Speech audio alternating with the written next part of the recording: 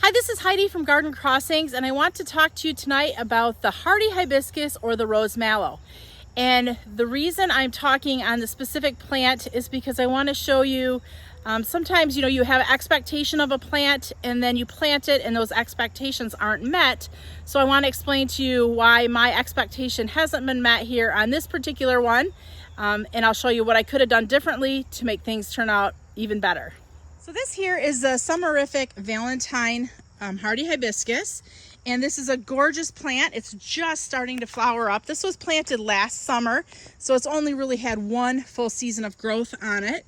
But one thing you might be noticing on this plant is that it looks very green, and it's typically supposed to have like nice burgundy foliage, which is true. It is supposed to have burgundy foliage, but because of the placement of where I put this Summerific Valentine, which is under a large canopy here of trees, it's not getting sun until late in the afternoon.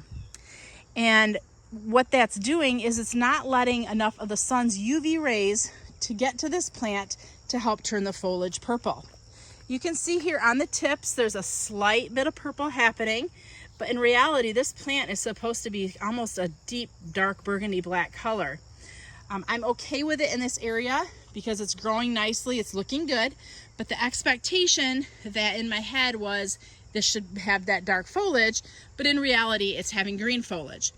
Knowing that it's because the sun, the UV rays are not penetrating enough into this plant, I'm perfectly fine with that. Like I said, it just started opening. Let's see here, this bloom here is pretty much spent, and it's kind of folded in, but the Hibiscus Valentine has really deep red crimson flowers with a little bit of a lighter color in the center. This flower though is very spent, so it's not looking very wonderful. But when these flowers open, I mean, look at all the buds on this plant. This is just going to be loaded with a ton of beautiful flowers once they do start to open. And I love too, before they open, that just that cute little bud, really a very interesting look to add to the plant, in addition to when the dinner plate size blooms open. So the takeaway for this video here isn't so much about this plant being the Summerific Valentine. It's more about why you may not be getting the expectation of dark foliage on your hardy hibiscus.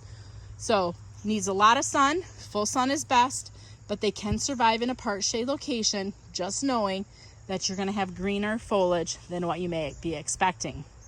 This is Heidi from Garden Crossings with a little growing tip for the Summerific hibiscus.